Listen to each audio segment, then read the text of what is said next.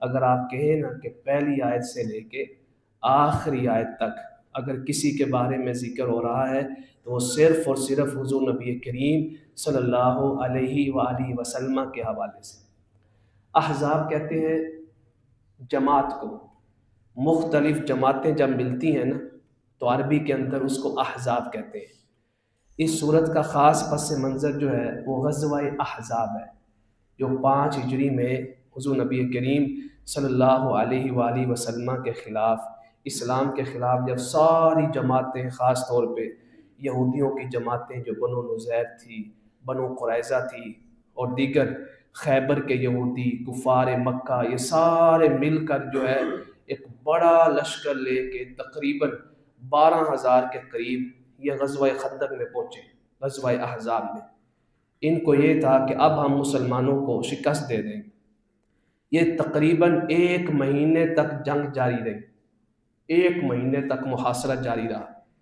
اس جنگ کے شروع ہونے سے پہلے حضور نبی کریم صلی اللہ علیہ وآلہ وسلم نے اپنے اصحاب پاک سے مشورہ کیا، تو ہر ایک نے اپنا اپنا مشورہ دیا۔ حضرت سلمان فارسی رضی اللہ تعالیٰ عنہ جو فارس سے چلے اور مدینہ منورہ پہنچے اور حضور نبی کریم صلی اللہ علیہ وآلہ وسلم کے اوپر اسلام لے کے آئے، آپ کی غلامی کو قبول کیا۔ انہوں نے عرض کیا یا رسول اللہ اگر خندق کھود دی جائے تو یہ ان کے ہاں معروف تھی، یہ مدینہ منورہ مکہ کے ہاں اور ارد گرد کے جتنے بھی قبائل تھے ان کے ہاں خندق کھودنا جنگ کے دوران، میدان کے دوران یہ معروف نہیں تھی۔ حضور نبی کریم صلی اللہ علیہ وآلہ وسلم کو یہ مشورہ بڑا پسند آیا، آپ نے خندق کھودنے کا حکم دیا۔ اب یہ خندق کوئی اتنی بڑی نہیں تھی کہ کوئی کراس نہیں کر سکتا تھا، اور نہ ہی کوئی اتنی چوڑی تھی، گہری تھی کہ کوئی بھی اس طرف سے حملہ نہیں کر سکتا تھا۔ لیکن آپ نے جب خندق کھودنے کا حکم دیا صرف اتنا کہ جتنے آپ کے پاس وسائل ہیں نا آپ اپنے وسائل استعمال کریں، آپ جتنی احتیاط کر سکتے ہیں وہ احتیاط کریں۔ جب آپ اپنے وسائل استعمال کرتے ہیں اس کے بعد آپ اپنے رب کے اوپر توکل رکھیں۔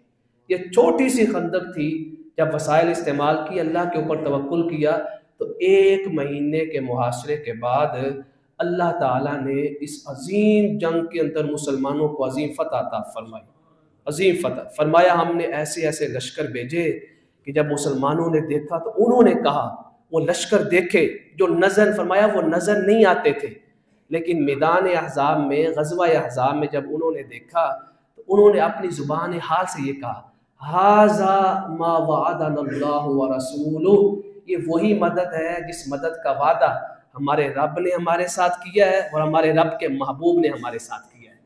یہ ایمان کا اعلیٰ ترین درجہ ہے جب اللہ کی غیبی مدد کو آپ اپنی آنکھوں کے سامنے دیکھتے ہیں۔ یہ 17 قسم اب شروع کرتے ہیں۔ نمبر 1، حضور نبی کریم علیہ الصلوۃ والسلام کے ذریعے جب لوگ وہاں پہ بلاتے تھے حضرت زید کو، زید ابن محمد، محمد کا بیٹا زید، وہاں پہ قرآن پاک کی آیت آ گئی، فرمایا یہ نہیں کہنا محمد زید ابن محمد، زید کو محمد کا بیٹا کہہ کے نہیں پکارنا، زید کو ان کے والد کے نام سے پکارے، اور فرمایا اب جس نے بھی لے پالک لوگ لیے ہوئے ہیں، بیٹے بنائے ہوئے ہیں، وہ سارے کے سارے ان کے اصل والد کے نام سے پکارے۔ یہ حکم آ گیا سب کے لیے۔ حضور نبی کریم علیہ الصلوۃ والسلام کی امت میں یہ حکم اس لیے نازل ہوا کہ زید کو جب حضور نبی کریم صلی اللہ علیہ وسلم کا بیٹا کہہ کر پکارا جاتا تھا نا تو اس میں عقیدہ ختم نبوت کے بارے میں بعد میں شک و شبہ پیدا ہو سکتا تھا۔ کوئی بھی شخص کہہ سکتا تھا یہ محمد مصطفیٰ صلی اللہ علیہ وآلہ وسلم کے بیٹے ہیں تو لہٰذا ان کو بھی نبوت مل سکتی ہے۔ تو اللہ تعالیٰ نے عقیدہ ختم نبوت کے اوپر کسی بھی قسم کا شک، شبہ، جو تردد پیدا ہونا تھا، یہ حکم نازل کر کے وہ شک و شبہ ختم کر دیا۔ فرمایا اب جو ہے لے پالک بیٹے جو ہیں یا بیٹیاں جو ہیں وہ ان کے اپنے ابا و اجداد کے نام سے پکارے جائیں گے۔ دوسرا حکم یہ فرمایا یہ جو لے پالک بیٹے ہیں یہ تمہارے اصل بیٹوں کی طرح نہیں ہیں، جیسے یہ بڑے ہوں گے، جس طرح باقیوں سے پردہ کرنا لازمی ہے اسی طرح ان سے بھی پردہ کرنا لازمی ہے۔ اس کا طریقہ کیا ہوتا ہے کہ اگر کوئی شخص کسی کو گود میں لیتا ہے، یعنی اپنا منہ بولا بیٹا بناتا ہے، اس کا طریقہ یہ ہے کہ اس کو رضائی بیٹا بنا لے، رضائی بیٹا۔ رضائی بیٹے کا مطلب کیا ہے کہ اس کی جو بیوی ہے اس چھوٹے بچے کو اگر دو سال کے عرصے میں 2 سال سے اوپر ہے تو پھر جائز نہیں ہے، 2 سال یا اس سے کم عمر کا بچہ لیا ہے اس کو وہ اپنا دودھ پلا دے۔ جب وہ اپنا دودھ پلا دے گی تو وہ عورت کیا بن جائے گی؟ رضائی ماں بن جائے گی، اور وہ اس کا شوہر کیا بن جائے گا؟ رضائی باپ بن جائے گا۔ تو رضائی ماں اور اس کے ساتھ جڑے ہوئے رشتے بالکل ایسے ہی ہو جاتے ہیں جیسے سکی ماں کے رشتے ہوتے ہیں، پھر ان سے پردہ کرنا لازمی نہیں ہوتا۔ پھر جتنے سکے رشتے ہیں پھر ان سے کیا ہوگا؟ بالکل وہی احکام ان کے اوپر بھی لاگو ہوں گے۔ دوسرا طریقہ کیا ہوتا ہے، اگر کسی نے منہ بولا بیٹا لیا ہے، اگر تو ان کے ہاں بیٹی ہے، جیسے یہ منہ بولا بیٹا بڑا ہوا ہے، ان کی اپنی سکی بیٹی بڑی ہو گئی ہے، تو دونوں کی آپس میں شادی کر دے، نکاح کر دے دونوں کا آپس میں۔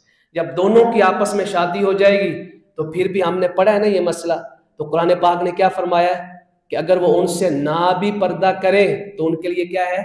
اجازت ہے، وہ گھر کے اندر کیا رہ سکتے ہیں؟ ان کے ساتھ رہ سکتے ہیں، سارے معاملات ہو سکتے۔ یہ 2 طریقے ہوتے ہیں لے پالک بیٹوں کو اپنے پاس رکھنے کے۔ اگر یہ نہیں ہے تو پھر کسی بھی صورت میں اجازت نہیں ہے کہ گھر کی عورتیں، گھر کی بچیاں ان کے ساتھ بالکل ایسے ہی ملیں جیسے وہ سکے بھائیوں کے ساتھ ملتی ہے، یا ایسے معاملات کریں جیسے سکے بیٹوں کے ساتھ کرتی ہیں۔ تو یہ پہلا حکم نازل ہو۔ دوسرا حکم حق کے اولویت ہے کہ مومنو اگر تم واقعی ایمان والے ہو نا تو تمہارے نزدیک سب سے زیادہ جس کا حق ہے وہ حضور نبی کریم علیہ السلام کی ذات پاک ہے۔ اس آیت کو لے کے لوگوں نے اپنی اپنی تشریحات کی، اپنی اپنی تفسیر۔ کسی نے یہ کہا کہ حضور نبی کریم علیہ السلام آپ کے سامنے موجود ہے، کسی نے یہ کہا کہ آپ آقا کریم علیہ السلام کو آپ اپنے سامنے ہر جگہ پا سکتے ہیں۔ اس آیت کا جو پس منظر ہے وہ یہ ہے کہ النبی اولی بالمؤمنین من انفسہم، کہ ہمارے نبی مومنوں کی جانوں سے زیادہ قریب ہے۔ مطلب کیا ہے کہ ایک طرف تمہاری رسم ہے، تمہارا کلچر ہے، دوسری طرف ہمارے نبی کریم صلی اللہ علیہ وآلہ وسلم کا حکم ہے۔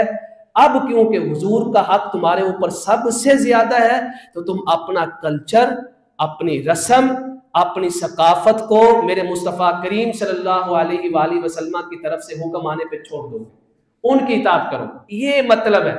اور آقا کریم علیہ السلام نے اعلان فرمایا ہوا تھا، فرمایا جس کا کوئی وارث نہیں ہے، کوئی کفالت کرنے والا نہیں ہے، میں محمد مصطفیٰ صلی اللہ علیہ وآلہ وسلم اس کی کفالت کروں۔ یہ ہمارے معاشرے کی مشکل ترین سنت ہے آج کے دور میں۔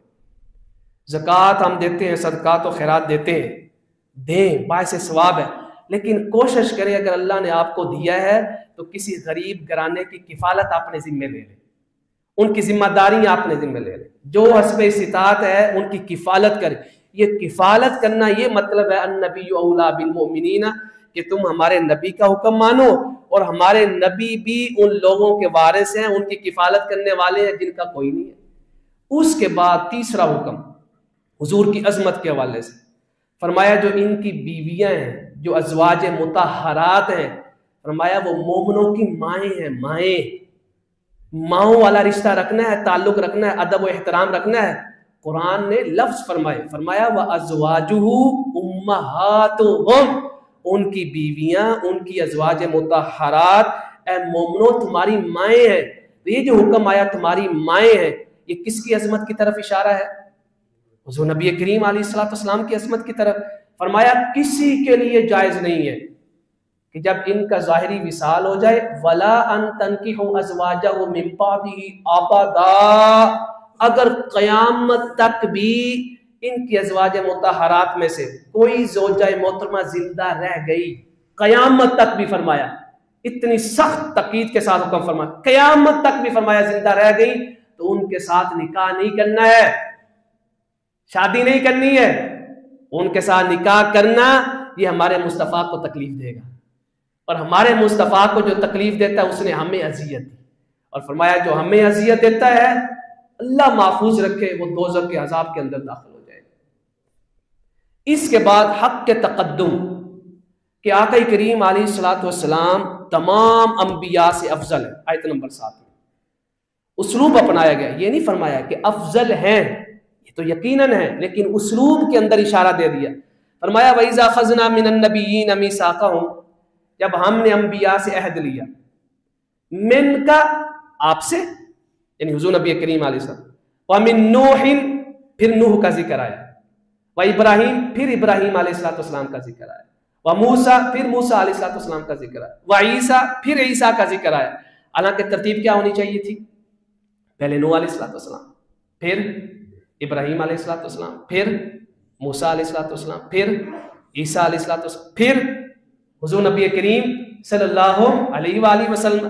تو اللہ تعالیٰ نے اسلوب میں سب سے پہلے کن کا ذکر فرمایا؟ نبی کریم صلی اللہ علیہ وآلہ وسلم. اس کو کہتے ہیں حق کے تقدم. فرمایا جس طرح آپ ذکر میں اول ہیں، اسی طرح آپ شانوں میں بھی اول ہیں، عظمتوں میں بھی اول ہیں، اور ہر کمالات میں اول ہیں.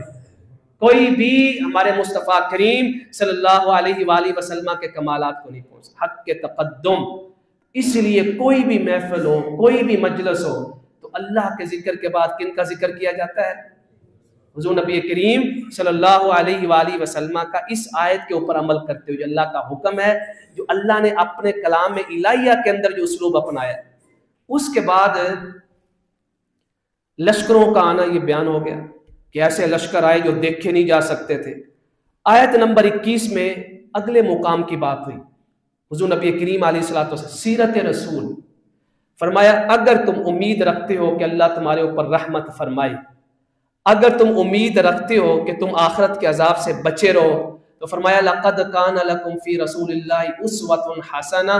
پھر تمہاری بہترین آئیڈیل جو شخصیت پرسنالٹی ہے وہ کون ہے؟ حضور نبی کریم علیہ السلام. وہ ہونے چاہیے. یہ ہم دیکھتے نہیں، وہ فلاں نے کپڑے پہنے ہوئے تھے ہم بھی ویسے ہی پہنے، فلاں نے بال ایسے کٹوائے ہوئے تھے ہم بھی ایسے ہی کٹوائیں، فلاں نے یہ چیز پہنی ہوئی تھی ہم بھی ایسے پہنے. تو یہ کب ہم کرتے ہیں؟ جب کسی کو ہم اپنا آئیڈیل بناتے ہیں. فرمایا تم جب بھی کوئی شے پہنو، جب بھی کسی کے ساتھ معاملہ کرو، تو اس ٹائم تمہارے ذہن کے اندر یہ بات ہونی چاہیے کہ ہم معاملہ ویسے ہی کریں گے جیسے ہمارے مصطفیٰ کریم علیہ السلام نے. الفاظ دیکھیں. فرمایا یہ ان کے لیے ہے لمن کان یرجو اللہ والیوم الآخر وذکر اللہ کثیرا، جو اللہ سے رحمت کی امید رکھتا ہے، آخرت سے ڈرتا ہے، اور اللہ کا ذکر کثرت سے کرتا ہے، جو 3 اعمال کرتا ہے. فرمایا ان کی علامت یہ ہے کہ وہ ہمارے محبوب کریم صلی اللہ علیہ وآلہ وسلم کی سیرت پاک پہ چلیں گے. اس کے بعد آیت نمبر 28 سے لے کے 34 تک حضور نبی کریم صلی اللہ علیہ وآلہ وسلم کی ازواج مطہرات کی فضیلتوں کا ذکر ہے. فرمایا اگر تم اللہ اور اس کے رسول کے ساتھ مخلص ہو جاؤ تو اللہ تعالیٰ باقی سب کو 1 اجر عطا فرمائے گا، لیکن تمہیں جو ہے 2 گنا زیادہ اجر عطا فرمائے گا. یہ ازواج مطہرات کی شان. دوسری شان فرمایا تم باقی عورتوں کی طرح نہیں ہو. کیوں؟ کہ تم میرے محبوب کی پاکیزہ بیوی ہو. اس کے بعد فرمایا جب تم باقی عورتوں کی طرح نہیں ہو تو گھروں سے نہ نکلو. یہ ازواج مطہرات سے اللہ فرما رہا ہے گھروں سے نہ نکلو. اگر ان کو نہ نکلنے کا حکم دیا جا رہا ہے تو ہمارے گھر کی عورتوں کے لیے من باب اولا حکم یہ ہے کہ وہ بھی گھر سے نہ نکلے، گھروں کے اندر ٹھہری رہے. فرمایا وَلَا تَبَرَّجْنَ تَبَرُّجَ الْجَاهِلِيَّةِ الْأُولَىٰ، یہ میک اپ کر کے باہر نہیں نکلنا ہے، جاہلیت والی خوبصورتی اپنا کے باہر نہیں نکلنا ہے. گھر کے اندر عورتوں کا میک اپ ہو یا نہ ہو، جب بازاروں میں جائیں گی سارا میک اپ کر کے نکلیں گی، خوشبوئیں لگا کے نکلیں گی. قرآن فرما رہے نہیں، ایسا نہیں کرنا. اگر ازواج مطہرات کو یہ حکم دیا جا رہا ہے تو میری اور آپ کے گھر کی جو عورتیں ہیں ان کے لیے بھی یہ حکم کیا ہے؟ زیادہ سخت ہے. اس کے بعد فرمایا واقعی الصلاۃ، نماز نہیں چھوڑنی، زکوٰۃ ادا کرنی اپنے مال میں سے، اور فرمایا جو کچھ تمہارے گھروں کے اندر قرآن پاک کی تلاوت کی جاتی ہے اس کو اپنے ذہنوں کے اندر یاد رکھنا ہے. اس کے بعد اللہ نے اعلان فرما دیا، فرمایا اے ہمارے حبیب کی بیویوں ازواج مطہرات، اللہ تمہیں ہر حالت میں پاک رکھنا چاہتا ہے. یہ نہیں ہے پاک کرنا چاہتا ہے. اس کا مطلب کیا ہوا؟ پاک کرنا چاہتا ہے، الیاذ باللہ ابھی تھوڑی سی کمی بیشی ہے. نہ فرمایا پاک ہیں، اور اللہ اسی طرح آپ کو کیا رکھنا چاہتا ہے؟ پاک رکھنا چاہتا ہے. وَيُطَهِّرَكُمْ تَطْهِيرًا، اور ساری پاکیزگیاں اور ساری طہارتیں کس کے گھرانے کے لیے ہیں؟ ہمارے مصطفیٰ کریم علیہ السلام کے گھرانے کے لیے۔ اس کے بعد فرمایا قانونی حیثیت حضور کی، قانونی حیثیت، آیت نمبر 36 میں جلال دیکھیں اللہ کا، فرمایا وما کان للمؤمن ولا مؤمنۃ، کسی مومن مرد اور کسی مومن عورت کو یہ اختیار نہیں ہے کہ جب اس کے سامنے اللہ کا حکم آ جائے اور رسول اللہ صلی اللہ علیہ وآلہ وسلم کا حکم آ جائے، پھر اس حکم کو چھوڑ کے ان یکون لهم الخیرۃ من امرہم، وہ یہ کہے کہ میں اپنے کلچر پہ چلوں گا، میں اپنے رسم و رواج پہ چلوں گا، میں اپنی ثقافت پہ چلوں گا۔ فرمایا جس نے ایسا اختیار رکھا کہ میں اپنے حکم میں سے اور رسول اللہ صلی اللہ علیہ وآلہ وسلم کے حکم میں سے کوئی ایک اختیار کر سکتا ہوں، تو فرمایا جان لو وَمَن يَعْصِ اللَّهَ وَرَسُولَهُ فَقَدْ ضَلَّ ضَلَالًا مُبِينًا، وہ شخص ہدایت پہ نہیں ہے بلکہ کھلی گمراہی کے راستے پر ہے۔ یہ قانونی حیثیت ہے حضور کی۔ اس کے بعد عقیدہ ختم نبوت، آیت نمبر 40 میں فرمایا سن لو ما کان محمد ابا احد من رجالکم ولکن رسول اللہ وخاتم النبیین، ہمارے محمد مصطفیٰ صلی اللہ علیہ وآلہ وسلم تمہارے مردوں میں سے کسی کے باپ نہیں۔ بچوں کے باپ تھے یا نہیں تھے؟ آپ کی آل اولاد تھی نا، جب آل اولاد تھی وہ بچے تھے، بچپن میں ہی فوت ہو گئے، کوئی بالغ نہیں ہوا، تو مطلب آپ مردوں کے باپ نہیں تھے۔ اور مرد کہہ کے کیوں نفی کی گئی؟ کہ کیونکہ جب کوئی شخص بالغ ہوتا ہے وہاں پہ یہ نظریہ پیدا ہوتا ہے کہ نبی کا بیٹا بھی نبی ہو سکتا ہے۔ اللہ تعالیٰ نے عقیدہ ختم نبوت کی حفاظت کرنے کے لیے پھر فرمایا کہ ہمارے محمد مصطفیٰ صلی اللہ علیہ وآلہ وسلم تمہارے مردوں میں سے کسی کے باپ نہیں ہے۔ ان کو اگر کسی بھی جہت سے دیکھنا ہے نا، اس جہت سے دیکھو کہ وہ رسول اللہ ہیں، اللہ کے رسول ہیں، اللہ کے نبی ہیں، وخاتم النبیین، اور آخری نبی ہیں۔ اور فرمایا جو شخص بھی عقیدہ ختم نبوت کے اوپر ایمان رکھتا ہے وہ جان لے اللہ اس کے عقیدے سے بھی باخبر ہے اور اس کے اس بابرکت عمل سے بھی باخبر ہے۔ اس کے بعد حضور نبی کریم علیہ الصلوۃ والسلام کے مختلف اسماء مبارک ذکر کیے گئے۔ فرمایا حبیب ہم نے آپ کو شاہد بنا کر بھیجا، قیامت کے دن ساری امتوں کے اوپر آپ گواہی دیں گے، ومبشرا، بشارت دینے والا بنا کر بھیجا گیا، آپ نے کتنوں کو جنت کی بشارتیں سنائی، ونذیرا، ڈر سنانے والا بنا کر بھیجا گیا، آپ کو داعی اللہ بنا کر بھیجا گیا، آپ کو سراجا منیرا، نورانی چہرے والا بنا کر بھیجا گیا کہ جس سے نور کی شعائیں نکلتی ہیں، لوگ اس نور کی شعاؤں میں صراط مستقیم کو تلاش کرتے ہیں، صراط مستقیم پہ چلتے ہیں، راہ راست پہ آتے ہیں۔ فرمایا یہ جو سارا کچھ مانتے ہیں نا حبیب، اپنی زبان مبارکہ سے ان کو بشارت سنا دے بِأَنَّ لَهُم مِّنَ اللَّهِ فَضْلًا كَبِيرًا، ان لوگوں کے لیے اللہ کی طرف سے بڑا فضل ہے، بڑی رحمت ہوگی۔ اس کے بعد خصوصیت مصطفیٰ کریم صلی اللہ علیہ وسلم کا ذکر ہے کہ بعض احکام شریعت کے ایسے ہیں صرف اور صرف حضور نبی کریم علیہ السلام کے لیے، بغیر حق مہر کے نکاح یہ صرف کس کے لیے جائز تھا؟ آقا کریم علیہ السلام کے لیے، اور کسی کے لیے جائز نہیں تھا۔ قرآن پاک نے واضح طور پہ الفاظ فرمائے خالصۃ لک من دون المؤمنین، اگر کوئی عورت اپنے آپ کو ہیبہ کر دے کہ میں آپ کو اپنا آپ ہیبہ کر رہی ہوں، مطلب کیا ہے، نکاح کے لیے پیش کر رہی ہوں، اور آپ اس کے ساتھ نکاح بغیر حق مہر کے کر لیں تو یہ آپ کے لیے جائز ہے۔ خالصۃ لک، یہ صرف آپ کے لیے ہے، من دون المؤمنین، مومنوں کے لیے یہ حکم نہیں ہے، ان کے لیے حکم واضح ہے قد علمنا ما فرضنا علیہ فی ازواجہم، کہ جب وہ شادی کریں اور شادی کے ٹائم جتنے فرائض ہیں، حق مہر کا فرض ہے، گواہوں کا فرض ہے، یہ جتنے فرض ہیں، نام کلیئر ہونا چاہیے، کس بچی کے ساتھ نکاح ہو رہا ہے، کس بچے کے ساتھ نکاح، یہ نام بالکل کلیئر ہو۔ فرمایا یہ سارے فرائض ان مومنوں کو معلوم ہے، یہ ان کے لیے ہیں، حبیب یہ سارے حکم آپ کے لیے نہیں ہیں، خالصۃ لک۔ اس کے بعد فرمایا عزت نبی صلی اللہ علیہ وسلم، فرمایا اور عصمت نبی، ادب نبی، آیت نمبر 53 یہ ادب سکھایا۔ فرمایا جب بھی ہمارے حبیب کے گھر میں داخل ہو، داخل نہ ہوا کرو، دعوت دی جائے تو آ جاؤ، جب دعوت پہ آؤ کھانا کھا چکو فوراً واپس چلے جاؤ، وہاں بیٹھ کے باتیں نہ کرو، جیسے دعوتوں پہ ہوتا نہیں ہے، لوگ کھانا کھانے کے بعد باتوں میں مصروف ہو جاتے ہیں۔ فرمایا باتیں نہ کرو وہاں پہ بیٹھ کے، इन्ना ज़ालिकुम काना युज़िन नबिय्य फयस्तही मिनकुम, ये चीज़ हमारे महबूब को तकलीफ देती है। अदब कौन सिखा रहा है? अल्लाह ताला। ये हुजूर के अदब की बात मौलवियों ने नहीं की, बल्कि किसने की? अल्लाह ताला ने की। फरमाया नहीं, फिर वो शर्माते हैं, वो तुम्हें कहते नहीं है। और अल्लाह अपने हबीब का अदब सिखलाने में शर्माता नहीं है, वो तुम्हें साफ साफ कह रहा है या तो दाखिल ना हो, जब दावत मिली दाखिल हुए, खाना खा लिया तो फौरन वापस चले जाओ, वहां बैठना नहीं है। फरमाया ज़ालिकुम अत्हरु लिकुलूबिकुम, तुम्हारे इस अमल की वजह से अल्लाह तुम्हारे दिलों को पाक कर देगा। यानी हुजूर का अदब दिलों को क्या करता है? पाक करता है। हुजूर का एहतराम दिलों को क्या करता है? पाक करता है।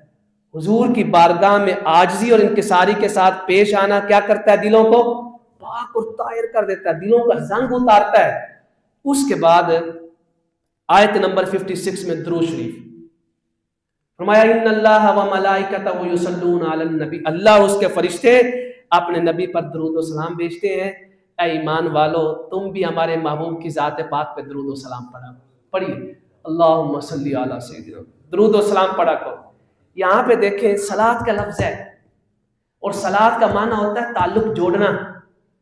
दुरूद शरीफ का मतलब सिर्फ ये नहीं है कि जुबान से आपने कह दिया अल्लाहुम्मा सल्ली अला मुहम्मद व अला आलि मुहम्मद कमा सल्लैता अला इब्राहीम या सलातु वस्सलामु अलैका या सय्यदी या रसूलल्लाह, ये दुरूद शरीफ हो गया ना। फरमाया ये दुरूद शरीफ तो है, ये उसकी एक सूरत है। कामिल दुरूद क्या है? फरमाया इधर जुबान से पढ़े और उधर दिल का ताल्लुक हमारे मुस्तफ़ा के साथ जुड़ जाए, ये कामिल दुरूद है। सिर्फ जुबान से पढ़ा जा रहा है, दिल का ताल्लुक नहीं जुड़ रहा है, अभी कामिल दुरूद नहीं हुआ। दुरूद के दो हिस्से हैं, जुबान भी मुस्तफ़ा के जिक्र में रहे और दिल भी किसके जिक्र में रहे? मुस्तफ़ा करीम अलैहिस्सलाम। उसके बाद फरमाया 59 नंबर आयत में, ए हबीब इनको पर्दे का हुक्म दे। जो भी साहिब ईमान औरतें हैं वो आपके हुक्म पे अमल करते हुए पर्दा करेंगी। पर्दा नहीं है पर्दा। और पर्दे का पता क्या तरीका बताया? युदनीना अलैहिन्ना मिन जलाबिबिहिन, बिल्कुल जिस्म के करीब लंबी चादर सर से लेकर पांव तक करेंगी, इसको हम बुर्का कहते हैं। ये कहीं नहीं तसव्वुर है कि सिर्फ पूरा जिस्म खाली और यहाँ पे आपने हिजाब किया हुआ ना। फरमाया बुर्का पूरा करें। युदनीना अलैहिन्ना मिन जलाबिबि, अगर वो साहिब ईमान औरतें हैं तो वो पर्दे के बगैर घरों से नहीं निकलेंगी। और फरमाया जब वो पर्दा करके निकलेगी ना, फला युज़ैन, उनको कोई तकलीफ नहीं देगा। आप देख लें, एक पर्दे के साथ जो घर से औरत निकलती है और एक जो बगैर पर्दे के निकलती है, दोनों के निकलने में बड़ा फर्क होता है। तकलीफ का सामना इतना उस औरत को नहीं करना पड़ता जो बापर्दा हो, जितना उस औरत को करना पड़ता है जो बगैर पर्दे के निकली हो। एक तो इस तरफ हुक्म है, दूसरी तरफ मर्दों को पहले हुक्म दिया। फरमाया अगर कोई निकल भी आई है तो तुमने अपनी नजरें नीची रखनी है उनको, अत्ता के फरमाया जो औरतों को छेड़े सजा सुन ले। इसी आयत, ये आयत नंबर याद कर लीजिएगा 59 और 60 नंबर आयत में फरमाया जो औरतों को तंग करे, चाहे वो बापर्दा निकली हैं चाहे पर्दे के बगैर निकली हैं, उनको तकलीफ दे, हुक्म सुनिएगा। ये मेरे और आपके लिए नहीं था, ये हुक्म था कानूनी इदारों के लिए कि ऐसा कानून नाफज करें। फरमाया अभी जहां भी पाए ना इन लानतियों को, फरमाया मलऊन, ये लानती हैं जो घर से निकलने वाली औरतों को छेड़ते हैं।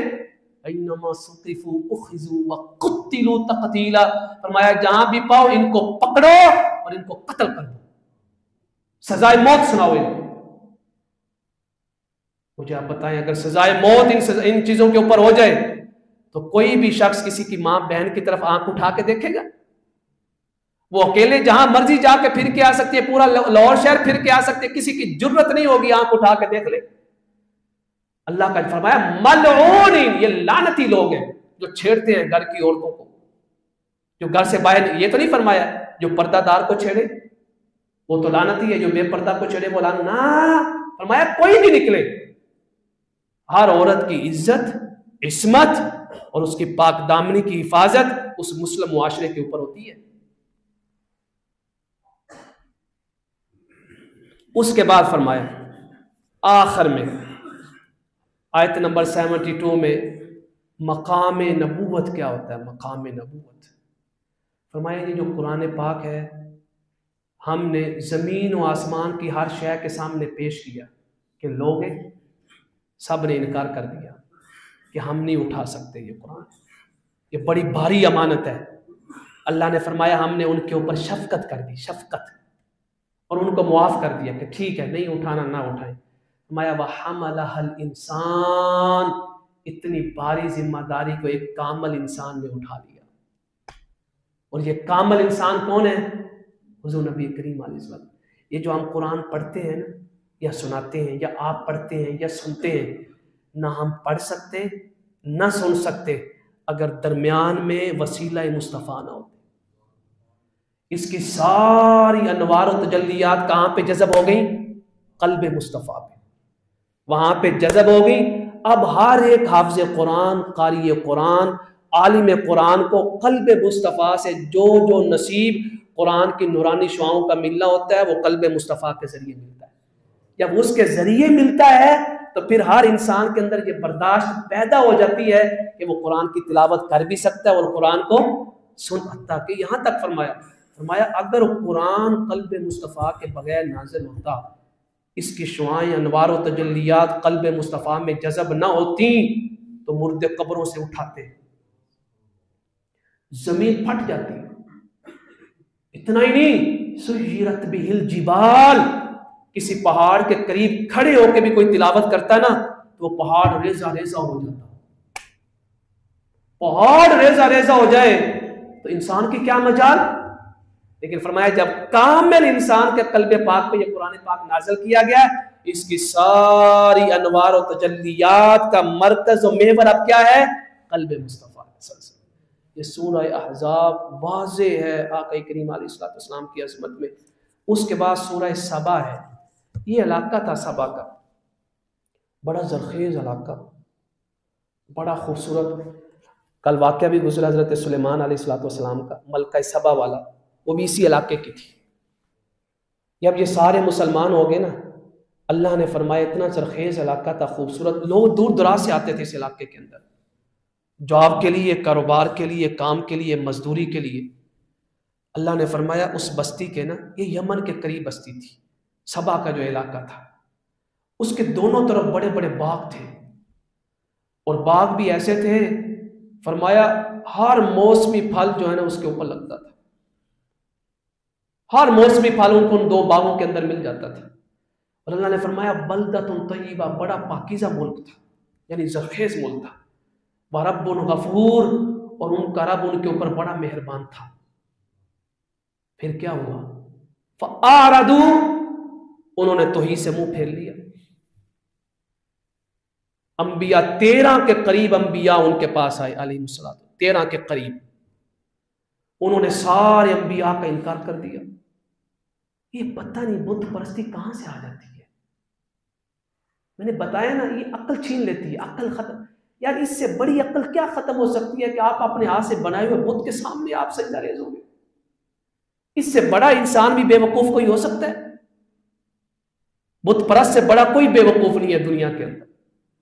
13 انبیاء کرام اللہ کا پیغام لے کے آئے، انکار کر دیا۔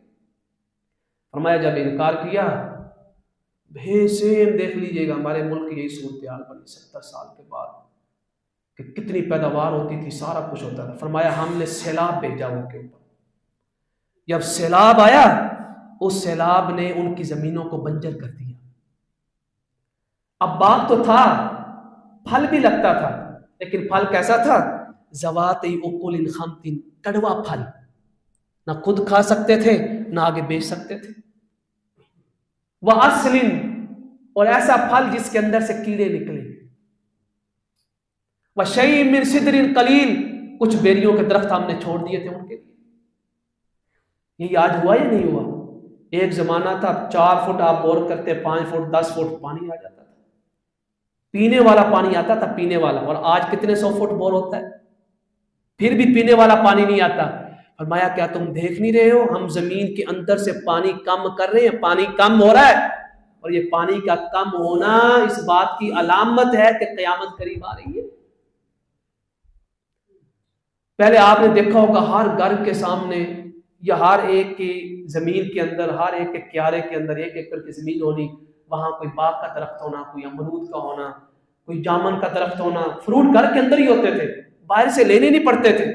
پھر کیا ہوا، وہ سارے کے سارے جتنے بھی فروٹ کے درخت تھے، پھل فروٹ کے، وہ سارے کے سارے کیا ہو گئے، ختم ہو گئے۔ زمین کا پانی ان کو موافق نہیں آیا، کیوں؟ فرمایا تم بد عمل بنے، تمہارے پھل اور میوہ جات بھی ہم نے بد ذائقہ بنا دیے۔ یہ سزا ہے دنیا کے اندر جو اللہ دکھاتا ہے، اور یہ مومن کو کیوں دکھائی جاتی ہے؟ تاکہ وہ راہ راست کی طرف آ جائے۔ فرمایا سیلاب بھیجا، بنجر، حتیٰ کہ آج کے دور میں کیا کہتے ہیں، تجارتی بندرگاہ کہتے ہیں، نہیں کہتے تجارتی بندرگاہ، یہاں سے مختلف جو ملک ہوتے ہیں ان کا سینٹر ہو، ہر ملک وہاں سے گزرتا ہو، پھر جس ملک کی جگہ سے وہ گزرتا ہے وہ ٹیکس لیتے ہیں، ان کی انکم ہوتی ہے، آمدنی میں اضافہ ہوتا ہے، ملک کی پیسوں میں اضافہ ہوتا ہے۔ فرمایا وہ تجارتی بندرگاہ تھی، جب تجارتی بندرگاہ تھی وہ ہمارے احکام سے انہوں نے روح گردانی کی، ہم نے ان کی پوری تجارتی بندرگاہ ختم کر دی۔ اور کیا کیا، مزقناہم کل ممزق، ایک ایک برکت کو ہم نے کھینچ کر اس بستی سے نکال دیا کہ آ جا، واپس آ جا۔ کیوں؟ وَلَقَدْ صَدَّقَ عَلَيْهِمْ إِبْلِيسُ ظَنَّهُ، ابلیس نے ان کو ان کے گمان کے اندر مبتلا کر دیا تھا۔ گمان کیا تھا؟ یہ بت ہی ہمارے خدا ہے، لا یعوذ باللہ۔